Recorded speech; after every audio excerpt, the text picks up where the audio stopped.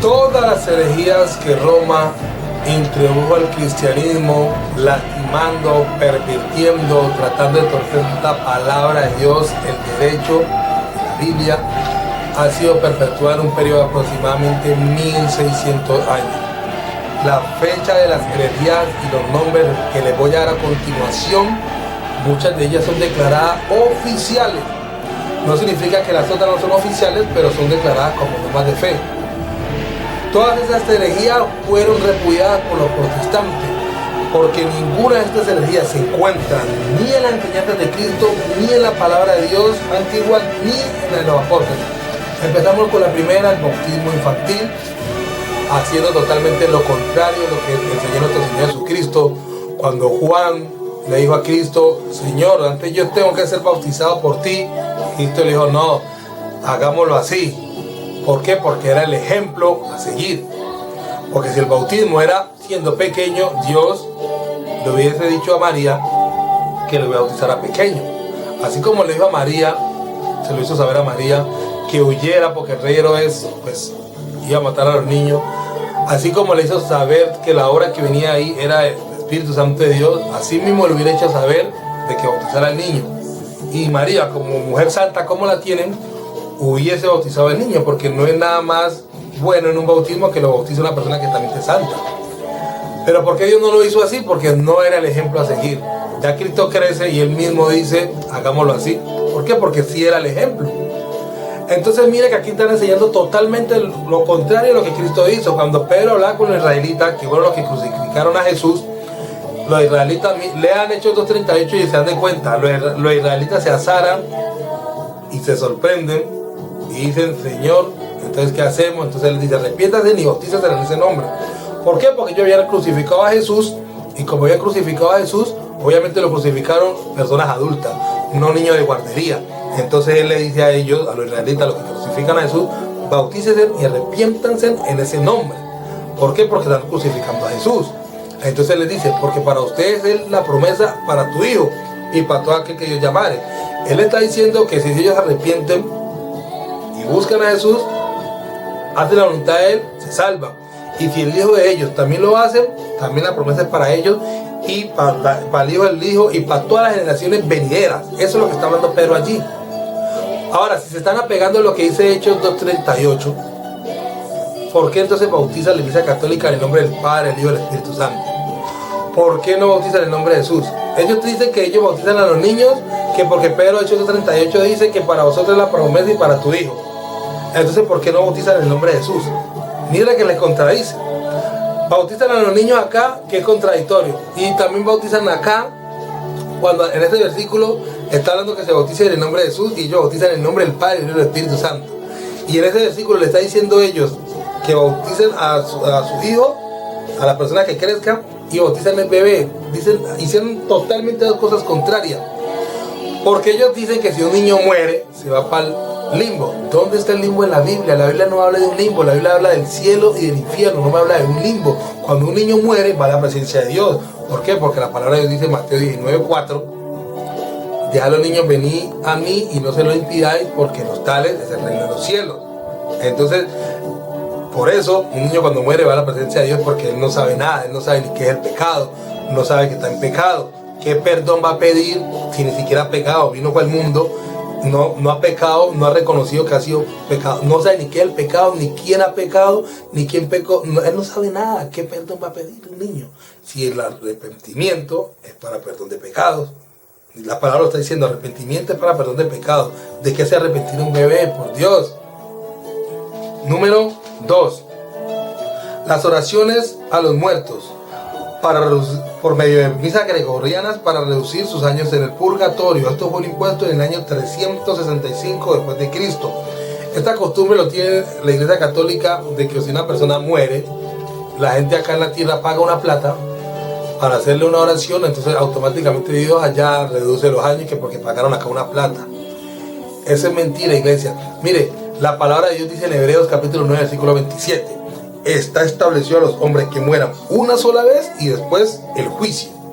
Ya, después de que muere el juicio. No existe que el purgatorio, que va a pasar un proceso en el purgatorio para que después Dios lo mande a yo no sé dónde. No, muere y una vez el juicio. Dice Hebreos 9:27, porque Cristo está. Otro hombre también se refirió a Jesús en el Lucas 9:60 y le dice: Señor, déjame, voy y entierro a mis padres. Jesús le dijo: no, deja que los muertos entierren a sus muertos y tú ven y anuncia la palabra de Dios. Cuando hay un entierro de unos muertos, ustedes ven que Jesús salió a ir a orar por ese muerto, fue a hacerle oraciones, fue a hacerle riego o saumerio o algo así. No, Cristo le dijo: venga, anuncie, deje que ellos allá entierren a sus muertos, los muertos entierren a sus muertos y usted venga, anuncie la palabra de Dios. Cristo le está dando a entender es que no le ponga importancia al que se muere, que ya no abogue por él. Ahí ya Cristo está hablando, no abogue por él, más bien póngase a buscar su salvación, es lo que le está diciendo Cristo aquí, porque en ningún otro hay salvación en la tierra en la cual pueda ser salvo. Dice Hebreos 4:12, en ningún otro hay salvación en la cual pueda ser salvo. No entiendo, Hechos 4:12, no entiendo por qué oran por el muerto cuando Cristo acá hizo lo contrario. Le dijo al hombre que no le diera importancia a eso. Miren ustedes la impureza en la cual la Iglesia Católica está. Número 3. Idolatría a María. ¿Por qué se dice que la Iglesia Católica hace la idolatría? ¿Por qué? Porque la palabra idolatría es cuando usted se hace ídolo de un Dios. Entonces ellos no han afirmado que María es Dios. Ellos no lo han dicho en palabras, no. Hay que ser sincero. Pero con sus hechos lo afirman. Porque usted cree en algo, o sea, con lo confiese, o sea que lo afirme. O con sus hechos lo afirme.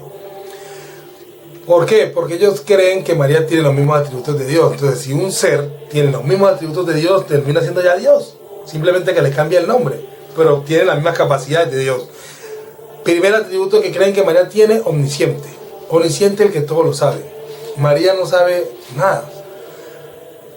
Mucho menos, la palabra de Dios dice en Eclesiastés 9:5 que los muertos nada saben, primero que todo. Dice la palabra de Dios en primera carta de Juan 3:20 que el único que lo sabe todo es Dios.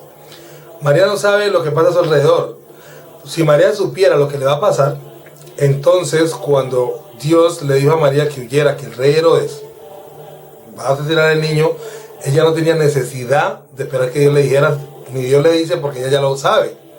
O cuando María estaba ya en inicio de embarazo, ella tampoco sabía. El mismo Espíritu Santo de Dios tuvo que decirle que venía una obra del Espíritu Santo para que no se preocupara. Entonces ella no sabe las cosas. El único que lo sabe todo es Dios, lo dice en la primera carta de Juan 3:20. María no sabe cuántos cabellos tiene usted en su cabeza. María no sabe cuándo usted va a morir, cuándo van a nacer. María no sabe nada.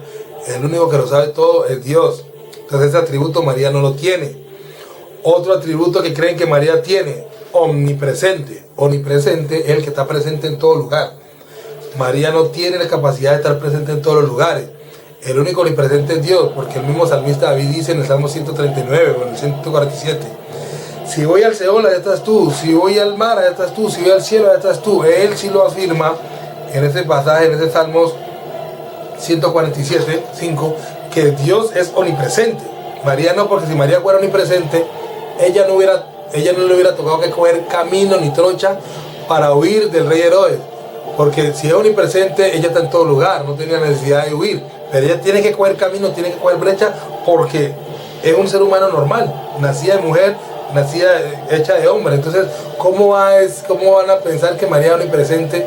¿Por qué? ¿Cómo lo afirman? Porque creen que si ellos le están orando a María en Chile, Uruguay, Paraguay, Argentina, Brasil, creen que María está en todos esos lugares. María no está en todos los lugares del planeta. María es una mujer normal aquí en la tierra, nacida de mujer. El único omnipresente es Dios. La palabra omnipotente. Omnipotente es el que todo lo puede. Ese atributo solamente lo tiene Dios, lo certifica el Salmo 91. Dice: el que habita al abrigo del Altísimo morará bajo la sombra del Omnipotente. Diré yo: viva esperanza mía. Él sí es omnipotente porque lo puede todo. María no tiene la capacidad de bendecir a la gente ni ayudarla, porque María también fue pobre. María vivía en un humilde pesebre, como cualquier pobre. Ella, como pobre que era, Dios le está haciendo, Dios le está hablando hoy. Dios le está poniendo palabras, está dándome palabras para hacerle saber: María no es omnipotente, ella no lo puede todo, porque ella vivía en un pesebre humildemente. Entonces, si ella aún está en su pobreza, ¿de dónde va a darle a la gente, de dónde le va a ayudar a cancelar sus deudas, sus compromisos, todo lo que usted tiene en esta vida si realmente ella no tiene la capacidad de ponerlo todo? Otro atributo que creen que María lo tiene: inmutable. Inmutable es un ser que nunca cambia. Dice Hebreos 13:8 que Jesucristo es el mismo de ayer, de hoy y de siempre. Apocalipsis también dice que Dios es el mismo de ayer, de hoy. ¿Sí o no? Eso es ser inmutable, que nunca cambie. Su físico nunca cambia, siempre está con su estado de juventud. Ellos piensan que María desde joven fue arrebatada. María fue una mujer que nació, tuvo su familia, se envejeció, lo enseña la palabra. Y María misma, la enseña, que ella misma reconoce a Dios como un Salvador y que ella misma tiene que apegarse. Número 4. Las velas o los cirios para alumbrar a las imágenes y a los santos. Esto fue un impuesto en el año 370 después de Cristo. La Biblia dice en Mateo capítulo 5, versículo 14: vosotros sois la luz del mundo, una ciudad que no se puede mover. Si ustedes son la luz del mundo, los santos que murieron en Cristo también fueron luces del mundo. ¿Para qué se le enciende vela a los santos si ellos fueron hombres que fueron luces? Dice Mateo 5:14, ciertamente ustedes son la luz del mundo. Lo dice Efesios también, ustedes son luminares. ¿Para qué le encienden velas? Esta costumbre de encender velas, cirios, viene del paganismo, de los hechiceros, los brujos, los santeros, los satánicos. Ellos son los que encienden velas para ofrecerle fuego a Moloch y para tener comunión con las potestades infernales que moran en tinieblas de oscuridad, y ellos necesitan luces. Entonces para ellos se le encienden a ellos son los que se le encienden esos tipos de velas. Pero no entiendo si nuestro Señor Jesucristo en su ministerio terrenal nunca encendió vela a ningún santo. ¿Por qué acá hacen lo contrario? ¿Por qué hacen lo que Cristo no hizo? Y dicen que es la iglesia que Cristo fundó, pero no hacen lo que Cristo hizo. Entonces no creo porque hacen lo contrario. 5. El matrimonio gay, casamiento entre hombres o también casamiento de mujeres. Mire, la iglesia católica no ha dicho yo voy a casar gay, no lo ha dicho, pero los casa, los hace. No hay un decreto que le diga que ella se postula para eso, no, pero lo hace, porque es evidente que hay muchas personas gays y mujeres pues que están unidas con otras mujeres, se casan es por la iglesia católica, lo afirman ciertamente. La palabra de Dios dice en Levítico capítulo 18, versículo 22, o 18-22, dice: y no te acostarás con otro hombre como si lo hicieras con una mujer. Es una abominación, dice la palabra de Dios. Dice en 1 Corintios 6:10, ni los ávaros, ni los maldicientes, ni los ladrones, ni los pervertidos, ni los afeminados heredarán el reino de Dios.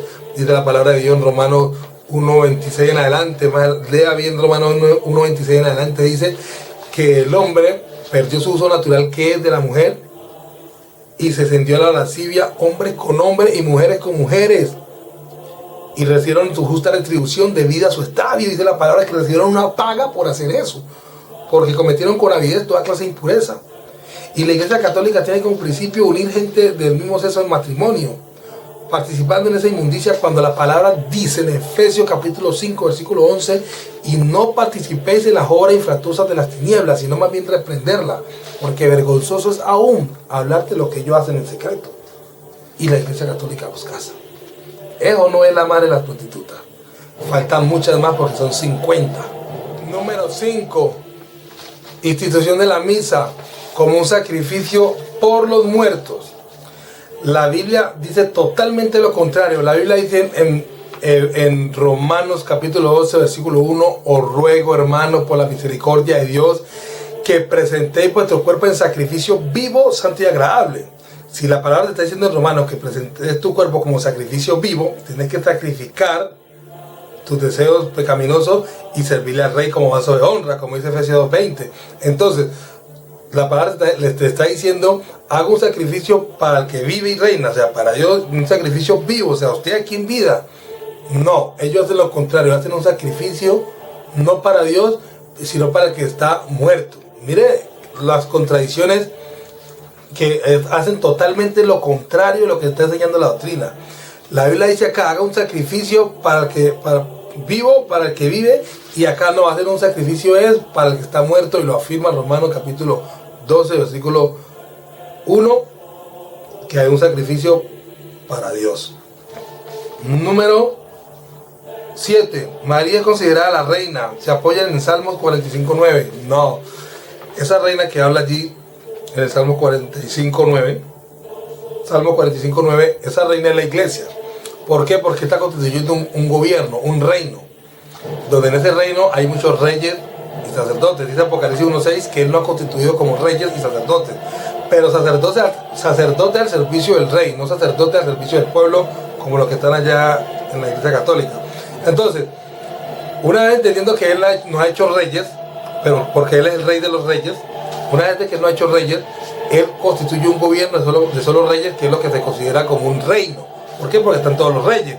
Ahora bien, cuando él se va a casar con ese reino, que es la iglesia, ya no le llama reino, sino que le llama reina, porque la palabra reina viene de la palabra reino, que es del mismo rey, sino que él ya nos pasa a llamarnos como una novia tallada para la boda. María, si es la madre de Jesús, ¿cómo él se va a casar con su madre? ¿Cómo se va a casar con María, que es la madre? No tiene lógica. Se va a casar es con la iglesia, con la reina, que es la iglesia. Mire la mala interpretación de ustedes, porque por un lado o por otro quieren tener la idolatría ahí presente. Malinterpretan la Biblia para asegurar lo que no quiere decir la Biblia. Número 8. Niegan el arrebatamiento de la iglesia. Oiga, señores, esto es un evento que es real y un evento que está próximo a suceder. El arrebatamiento de la iglesia lo afirma la palabra de Dios en 1 Tesalonicenses, capítulo 4, versículo 17. Lo afirma ciertamente de que seremos en el 17. 1 Tesalonicenses 4, 17 dice que los que hayamos quedado seremos arrebatados juntamente con ellos en el aire. Seremos arrebatados. Subraya bien la palabra arrebatado. Ese es el arrebatamiento de la iglesia. A eso era lo que se refería a Cristo cuando dijo: estarán dos muriendo en el campo, el uno será tomado, el otro será dejado. ¿Por qué? Porque si usted está haciendo la voluntad de Dios y si su compañero de trabajo no la está haciendo, pues él se queda. Eso es lo que habla Mateo 24:40 y lo afirma también Apocalipsis capítulo 14, versículo 14. Y la tierra es cegada. Eso es lo que habla la ciega. Lo habla también la parábola del trigo y la cizaña, que él enviará a sus ángeles para recuerde su reino a la semilla buena, y los de semilla mala pues se quedan ahí donde se va a hacer juicio con ellos. Entonces, ¿cómo van a decir que el arrebatamiento de la iglesia es algo erróneo y que eso es mentira? Cuando 1 Tesalonicenses 4:17 lo afirma correctamente. 9. Adoración a María, decretada en el año 381. Mire, fue decretada en el año 381 y fue adoptada por el Concilio Romano de Éfeso en el año 431 después de Cristo. Fue declarada oficial. Esta doctrina de la adoración a María fue declarada oficial, haciendo totalmente lo contrario. La palabra de Dios dice en Mateo 4:10: a Dios solo adorarás y a Él solo servirás. Mire, Deuteronomio 6:13 también dice que a un solo Dios servirás y a Él solo adorarás. A Él solo adorarás. No te está diciendo ahora a dos ni a tres. A Él solo adorarás. Y muchos católicos están diciendo: no es que nosotros no la adoramos, sino que nosotros la veneramos. No, Roma declaró que era una doctrina oficial adorar a María y fue decretada, y el católico que se sabe todas las enseñanzas de Roma tiene que saber de que eso fue oficial. Cuando Jesucristo nunca la adoró. Hacen totalmente lo que Cristo hizo. Jesucristo adoró fue a su Padre. Él dijo: adoren a mi Padre. Y él decía: mi Padre mayor es que yo, y adoren a mi Padre. Cuando Jesús estuvo perdido 3 días, que no tiene interés en la casa, María tuvo que irlo a buscar. Y cuando María se lo encuentra, Jesús le dice: no, en los negocios de mi Padre me es necesario estar. No la adora. Otra vez Jesús estaba predicando la palabra y le dijo un hombre en el Mateo 12:46: Señor, te buscan tu madre y tus hermanos. Y él le dice: no, ¿quiénes son mis hermanos y mi madre? Mi hermana y mi madre, el que hace la voluntad de mi Padre. Mire lo que Dios está diciendo, el mismo Mesías, el mismo Cristo. Ustedes dicen que fue fundada por Cristo, entonces hagan lo que Él dice. No, mi madre y mi hermano son los que hacen la voluntad de mi Padre. O sea, Cristo considera que el que hace la voluntad de Dios es la familia de Él. El que no la haga no es la familia de Él. Y ahí descarta a María y reconoce, mi título nos hace saber de que realmente había una bajeza. Porque María, ella misma María se lo confesó en Lucas 1:47 cuando le dijo: Señor, mi alma se regocija en ti, mi Salvador. María reconoció que necesitaba un Salvador y María fue considerada inmunda porque ella dice: has reconocido la bajeza de tu sierva. Entonces por eso Cristo acá dice en el Mateo 12:46: mi hermana y mi madre es el que hace la voluntad de mi Padre. ¿Sí ve que Cristo no la adoró en ningún motivo? Es más, Cristo ni siquiera nunca le dijo a María: madre mía. Si hay un capítulo en la Biblia que me diga que Jesús le dijo alguna vez a María: madre mía, que me lo confirme con palabra. Porque es que esto no se trata de que yo hago lo que el sacerdote me dijo que hiciera. No, esto se trata de lo que está escrito. Si Jesús nunca la adoró y fue salvo por eso, creo que entonces ese es el camino de la verdad. ¿Por qué? Porque hacen lo contrario. No adoran a Dios, no colocan. Roma no dice adorarás a Dios o adoren a Dios, sino que dice adorar a María. ¿Sí que hace lo contrario? Imagínense que si Jesús nunca le dijo a María madre, ahora María, que Jesús la hizo sufrir dolores de parto, nunca fue capaz de llamarlo hijo. Si hay un versículo que lo diga, que me lo demuestre. Pero María nunca le dijo a Jesús: hijo mío. Y si no llamó a Jesús hijo mío, no creo que a mí tampoco, ni al resto de los protestantes, ni a los católicos. Porque ella lo está haciendo saber que si no se lo dijo a Cristo, no se lo dice a nadie más. Cuando Jesús le dijo en el Juan 19:26, ve ahí tu hijo, está hablando de uno solo. No está hablando de muchos, para que la gente diga que es la madre de la humanidad. No, está hablando de uno solo. Entonces, iglesia, miren ustedes, iglesia protestante, el concepto erróneo de los católicos, y ustedes miren católicos también, el concepto erróneo a quienes ustedes están siguiendo, cuando Jesús nunca adoró a María. Eso no lo enseña la Escritura. Jesús nunca predicó de María, nunca habló de ella, nunca le dijo a la humanidad: adoren a María. Si María fuera de venerar, fuera de adorar, el mismo Jesús hubiera dicho: adoren a mi madre, pero él nunca habló de ella. Entonces, ¿por qué yo tengo que predicar de algo, o hablar de algo, o adorar a alguien, o hacer imagen de alguien cuando ni siquiera Cristo no me la presentó a mí para que le hiciera? Pedro, considerado el primer papa, se aferran a lo que dice Mateo capítulo 16, versículo 18. Cuando Cristo le dice a Pedro en el Mateo 16:15, léalo 2 versículos antes, dice: Pedro, ¿tú quién crees que yo soy? Entonces Pedro le dice: tú eres el Hijo del Dios viviente. Entonces dice Cristo: wow, bienaventurado porque no te lo reveló carne ni sangre. Entonces, sobre esta roca edificaré mi iglesia, porque Cristo consideró que tenía buena doctrina. ¿Por qué? Porque había una doctrina en ese tiempo que solamente creían en Dios, pero no creían en el Hijo de Dios, no creían en el enviado, que eran los intérpretes de la ley y los fariseos.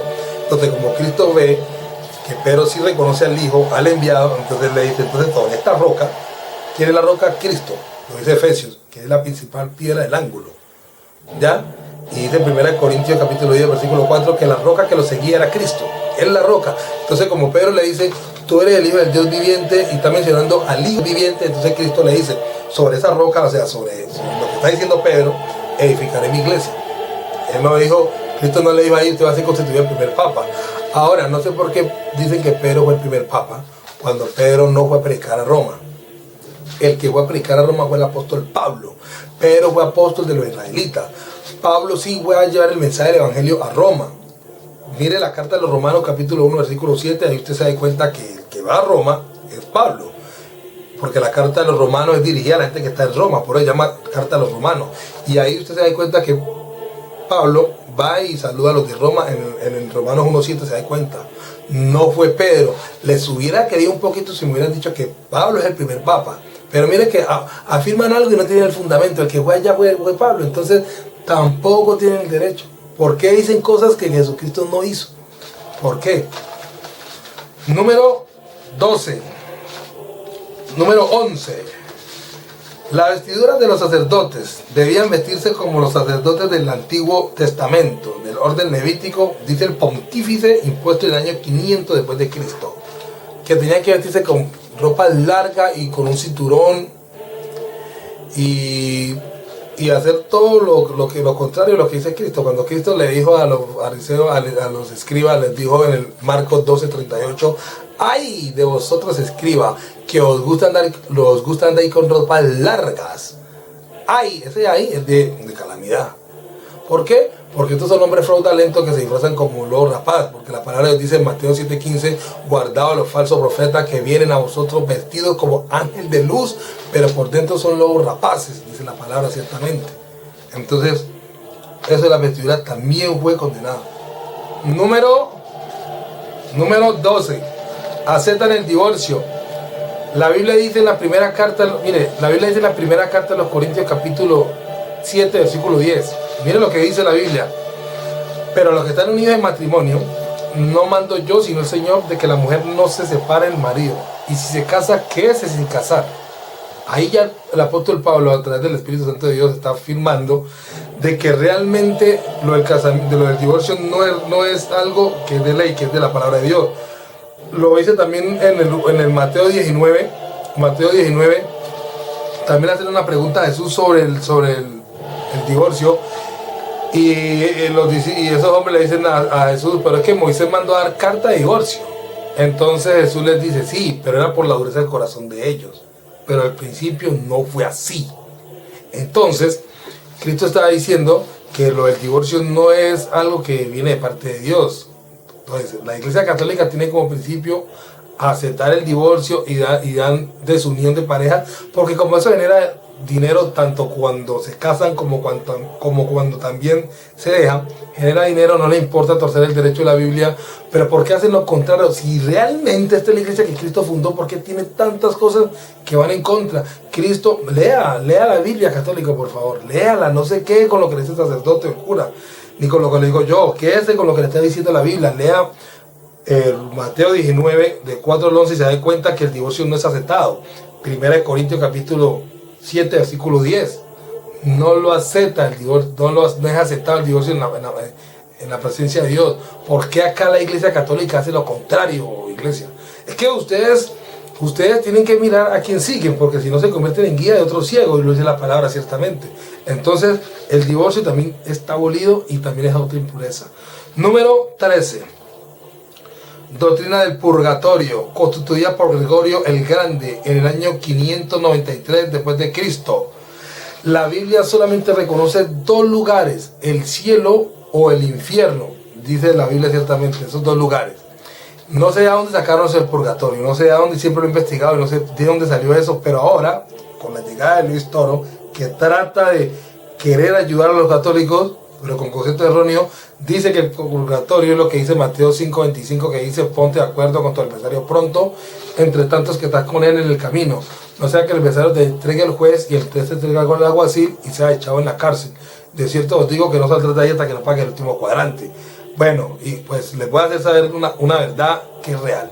Esa cárcel sí existe, y esa cárcel tiene un nombre, se llama el Hades. Se llama el Hades. Lo afirma la palabra de Dios en Apocalipsis capítulo 1, versículo 18, cuando Jesús mismo dice, he aquí, estuve muerto, porque todos los que caen en esa cárcel son los que han muerto. He aquí, estuve muerto y tengo las llaves del Hades y de la muerte. Si tiene las llaves, porque es una cárcel allá donde está. Es una cárcel. Por eso tiene las llaves como alguacil que es. El juez representa a Dios, el alguacil viene siendo el mismo Cristo, Hijo de Dios. Entonces, al ustedes mirar esto, se dan de cuenta que realmente hay una llave, que es lo que dice Apocalipsis 1:18. Ahora, la palabra ya en la primera carta de Pedro, en la segunda carta de Pedro 3:19, dice que el güey le predicó, que cuando Cristo muere, él va y le predica a los espíritus encarcelados, los que en otro tiempo no escucharon a Noé. Por allá también en Mateo también habla del rico y Lázaro, dice que el rico está atormentado en llamas allá en el Hades. Sí existe un Hades, sí existe una prisión, y sí van a salir de allí ciertamente, como dice Mateo 5:25, que saldrán de ahí cuando paguen el último cuadrante. Ahora bien, ¿cómo van a salir? ¿Cuándo es eso? Cuando la palabra de Dios me dice en Apocalipsis capítulo 20, versículo 13, me dice que cuando venga Dios, cuando venga Jesús, se sentará a su trono a juzgar, y el mar entregará sus muertos, y la muerte y el Hades entregan sus muertos. Ahí ya están saliendo de la prisión. Dice que la muerte y el Hades entrega sus muertos, salen de ese Hades. Pero ¿para dónde van? ¿Para el cielo? Pues no, van para un juicio. ¿Para qué? Para ahí donde Cristo dice que apartará los unos de los otros, así como el pastor aparta la oveja de los machos cabríos, y le dirá a los de la derecha, benditos, heredad el reino de mi Padre, y a los de la izquierda le va a decir, apartados de mí, maldito, hacedores de maldad. Y ahí en Apocalipsis 20:14 dice que está lanzado al lago de fuego para destrucción. Entonces, ¿qué me está enseñando la palabra a mí? Que realmente sí sale, pero no se llama purgatorio, se llama Hades y está confirmado con palabra. Pero esa Hades solamente retiene a los que hacen el mal. Por eso Cristo le dijo a Pedro, en el Mateo 16, 17, 18 dice, y las puertas del Hades no prevalecerán contra ella. Sobre esta roca edificaré mi iglesia y las puertas del Hades no prevalecerán contra ella. ¿Por qué? Porque a los que son de Dios, las puertas del Hades no los va a atrapar. Atrapa es a los que no son de Dios. Entonces, sí existe una cárcel, se llama Hades, pero no se llama purgatorio, porque si los que están en el purgatorio, como dice la Iglesia Católica, mira esta doctrina tan errónea y no quieren entender, dicen que cuando la persona muere va al purgatorio, ella lava su ropa, se purifica. ¿Quién dijo que la purificación viene por yo entrar a una cárcel? La purificación viene cuando yo voy cuando la sangre de Cristo me limpia, me lava. Esa es la purificación, es el sacrificio que Cristo hizo, eso es lo que te limpia y te salva, no el purgatorio. Miren esta estupidez de decir que la gente cae allá a la cárcel del purgatorio y allá cuando sale para Dios. Eso no enseña la Biblia enseña que la sangre de Cristo es la que te lava. Ahora bien, ellos dicen que cuando salgan de ahí van para el cielo. Entonces yo no entiendo esto aquí, porque si los que son de Dios van para el reino de los cielos y los que caen al purgatorio, que son los malos, van allá al purgatorio y con un tiempo también van al cielo, entonces ¿a quién es que en el juicio final le va a decir el maldito al infierno? ¿A quién? Esto es lo que yo no entiendo. Que me lo muestren en los comentarios y me digan a quiénes son esos. No me vayan a decir que los extraterrestres, que no. Si la palabra está diciendo, si ellos dicen que los de allí, del purgatorio, salen para el cielo, entonces ¿a quién es que él va a mandar para el infierno? Es que es contradictorio. Número 14. Cambian la ley del mandamiento. Cambian la ley del mandamiento de la palabra de Dios. Dice la palabra de Dios ahí, lo dice en Gálatas y Apocalipsis. Hay de aquel que le quita o le añade una jota o una tilde a mi palabra. Hay de aquel, y a esta gente no le importó eso. No le importó eso. Cambian la ley del mandamiento. Si ustedes leen Deuteronomio 5, 7 al 21, se dan cuenta de los 10 mandamientos que ordenó Dios. En Deuteronomio 5, 7, capítulo 5, versículo 7 hasta el 21. Y usted lee los 10 mandamientos de la Iglesia Católica y el segundo mandamiento que habla de no adorar imágenes, no adorar dioses, lo eliminaron. Lo eliminaron en su totalidad y pusieron otro que dice santificar fiesta. Mire, iglesia y muchas personas y católicos y el que me está escuchando, torcer la palabra de Dios solamente por ganar una doctrina, por ganar seguidores, eso ya es en contra de la voluntad de Dios y es una impureza, porque estos son hombres corruptos de entendimiento que tuercen el derecho del evangelio y detienen con injusticia la verdad. Díganle al sacerdote, al cura, ya donde usted asiste, que le regale los 10 mandamientos de la Iglesia Católica y usted descarga en internet el mandamiento de Dios. Descargue de la Iglesia Católica y compare con el de Dios. Busca en internet ambos mandamientos y el de la Iglesia Católica le quitaron el segundo mandamiento que habla de la idolatría, de adorar ídolos y adorar imágenes. O sea que sí saben que la están haciendo mal, saben, sino que quieren seguir necio y en su corazón y son de servicio dura. Cambiaron la ley del mandamiento solamente por meter esa herejía. No, esto realmente, esto es el colmo, porque si usted mira el mandamiento y descarga la internet donde quiera, el de la ley de Dios, Deuteronomio 5, juega la Biblia, católico, por favor, dígale a un hermano, a un amigo que le ayude a buscar Deuteronomio 5, 7 y que lea el 7 al 21, se dé cuenta y pídale al sacerdote los 10 mandamientos y es que es totalmente diferente. ¿Sabe qué hicieron? El último de abajo, porque si ellos quitan el segundo, que habla de la idolatría, pues les va a quedar 9. Entonces el de abajo cogieron y lo dividieron en 2 para que parezcan 10. Vean ustedes esta impureza, hasta dónde llegó la corrupción de la doctrina de la Iglesia Católica. No lo puedo creer. No lo puedo creer. Este es el colmo. Número 15. Las oraciones a María y a cualquier santo. San Cayetano, San Francisco de Asís, San Teresa de Liceos, San Juan de la Cruz, San Martín de Porres, San Agustín, San Felipe, San Benito, San Niño Jesús de Atocha, Santo Tomás, San Lorenzo, San Gregorio, San Cayetano, San Cristóbal, el patrón de los choferes, y los más de 7.000 santos que manifestó Roma en el 2005. Esta herejía fue establecida en el año 600 después de Cristo, aferrándose a lo que dice Apocalipsis 5.8. Ahí en Apocalipsis 5.8 está hablando de los santos lo que hacen, las personas de aquí en la tierra que hacen santidad. Que Deuteronomio, la primera carta primera carta de Corintios capítulo 6, versículo 10, dice que, pero si esto era alguno antes, ya habían sido lavados, ya habían sido santificados. O sea, usted cuando está en la presencia de Dios y ha dejado la naturaleza pecaminosa, viene a ser una persona santa. Esas oraciones de los santos son de las personas que están aquí en la tierra, orando y velando por lo que hacen maldad, pidiéndole a Dios que por las personas que hacen el mal. Eso es un santo. Los santos que te está hablando la Biblia, que la Iglesia Católica se imagina, que son los santos que están muertos, esos santos no son, porque lo que dice Eclesiastés 9.5 es real. Los muertos nada saben.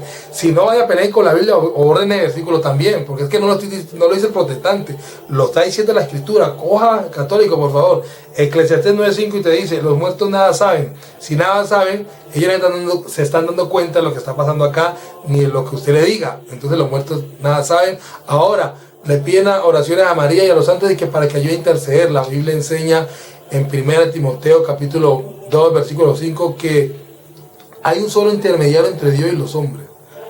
Escuche, iglesia, y mire bien, hay un solo, no hay ni uno, ni dos, ni tres, ni 7.000. Hay un solo intermediario entre Dios y los hombres, y lo habla 4.12 de Hebreos, o Hechos 4.12, dice que ningún otro hay salvación aquí en la tierra en la cual pueda ser salvo, en Jesucristo. No entiendo por qué le piden a los santos y a María, y otra vez vuelve y juega pidiendo la intercesión a los santos. Número 16. Corrupción en la doctrina. Tienen por principio cobrar por todos los temas doctrinales que ellos tienen. Cobran por el bautismo, cobran por primera comunión, cobran por matrimonio, cobran por el sacramento, cobran por las ventas de las indulgencias plenarias, cobran por escapularios, cobran por camándulas, cobran por todo lo que usted necesite de la Iglesia Católica. Le cobran, cuando Jesucristo dice en su palabra lo contrario. Dice: de gracia recibiste, da de gracia. Dice la palabra de Dios, ciertamente, de gracia recibiste, da de gracia. El mismo Dios en Isaías 55:1 dijo: venid y comprad pan sin dinero. Venid y comed pan y leche sin dinero. O sea, él está diciendo: venga a la presencia de Dios, que yo acá le voy a dar las cosas sin necesidad que usted tenga plata. Lea Isaías 5:1 en adelante. Lea que él le está diciendo a la gente que se acerque a él y le dice: búscame y acércate. ¿Por qué? Porque él ahí les va a dar de lo que la gente necesita, saciar las necesidades de las personas sin dinero. No sé por qué estos hombres cobran por hacer estos tipos de obras. Porque la palabra de Dios me dice, primera de Timoteo o segunda de Timoteo 6:3, que estos son hombres corruptos de entendimiento, que toman la palabra de Dios como fuente de ganancia. A eso se evita, dice la palabra. O sea, tuerce la palabra de Dios para ganar dinero por ella, por las obras. Yo antes pararme aquí le dije: Dios, si tú sabes que yo predicar tu palabra, va a hacer un uso de tu palabra por los seguidores que ganen, no permite que lleguen a 10.000. Pero si la plataforma me quiere reconocer por mi labor, bendito sea el Señor. Pero lo que hago lo tengo que hacer de gracia, como dice la palabra. Si ya la plataforma y las personas les toca el corazón para que sigan la página y entiendan de la palabra, bendito sea el Señor. Pero mi principio no es decirle a la gente un diezmo, una ofrenda, no. Estos hombres acá hacen lo contrario. Le cobran por cada obra, y ustedes que están escuchando saben que te cobran por un bautismo, por una primera comunión, por todo lo que ustedes piden. 17. El título de Papa o tal universal se le dio al obispo de Roma. O tal universal se le dio al obispo de Roma en el año 600 después de Cristo. La Biblia dice lo contrario. Es que no, en todas fallan. Dice la Biblia: no llaméis a ninguno padre aquí en la tierra. Te lo está diciendo la palabra de Dios en el Mateo 23:11. No llaméis a nadie padre aquí en la tierra. ¿Por qué le llaman padre a un servidor de Dios? ¿Por qué le llaman padre? ¿por qué le llaman Papa? Cuando la palabra me dice que no lo llaméis, que Padre es uno solo que está en los cielos. Y acá se da el título de Papa y se da el título de Padre, cuando la palabra de Dios me dice en Efesios capítulo 5, 4, Efesios capítulo 5 dice que por lo cual en Efesios capítulo 4 dice que por lo cual subió a lo alto y llevó cautiva la cautividad y dio dones al hombre y aún lo constituyó evangelistas, apóstol, maestros, profetas y pastores. Estos son los 5 ministerios que él dejó. No sé de dónde salió esto de Papa y cura y padre. Miren que son 3 cosas diferentes. Lea católico la Biblia, lea Efesios capítulo 4, en el versículo 9, 8, Efesios 4, 9 en adelante, por ahí está. Lea y verás que no dan los títulos que Cristo deja. Solamente por querer llevar la contraria, porque yo no sé por qué no hacen lo que Cristo dice. Es que no lo hacen, no les gusta hacerlo. Entonces, aquí, eso es el título de Papa. También, señores, vamos a dejar hasta aquí. Por el momento llevamos 17, son 50, es más, 51 porque por ahí encontré otra. ¿Por qué estoy decidiendo cortarlo? Porque la gente en Facebook por lo regular no le gusta dedicarle mucho tiempo a los videos. Entonces, por esa razón. Pero si alguien quiere ver las 51 energías, todas en un solo paquete, en YouTube o aquí mismo en Facebook, pero entonces ya, por ejemplo, esta es la parte 1, está la parte 2, está la parte 3. Entonces, lo hago así por pedazos porque la gente en Facebook por lo regular después de un video, después de media hora ya le coge como pereza, y eso que mucho antes. ¿Cuál es la idea, hermanos en Cristo? Que me ayuden a que esto se lo envíen a otras personas que sean católicas. Esto lo hice con el fin de que los católicos vieran a quién siguen. Con ese fin. Por eso quiero personas de otros países, de otras ciudades que quieran que vean el video, se lo compartan a hermanos que son católicos, grupos católicos, para que ellos vean, entiendan y sean exhortados. El propósito mío no es ir contra la Iglesia Católica. El propósito mío es abominar lo que hace Roma, que es la parte principal. Roma le reparte a las demás sedes, pero el centro de todo es Roma. Entonces, los católicos yo los quiero, yo los amo porque somos personas y pues la idea es, están buscando a Dios también, ¿ya? Pero entonces hay un concepto de que Roma le está implantando y ya no comparto yo con Roma eso. Dios los bendiga, no se le olvide suscribirse al canal. Aquí en la parte de arriba hay una palabra que dice seguir, dale ahí seguir y automáticamente te van a, todos los videos que yo publique en cuanto a similares a estos te van a llegar. Entonces en la parte de arriba dice seguir, si no dice seguir, entonces toca un momentico la pantalla con tu táctil, tócala y automáticamente te va a aparecer la palabra seguir y entonces le hundes clic y ahí te van a aparecer los demás videos. Dios los continúe bendiciendo.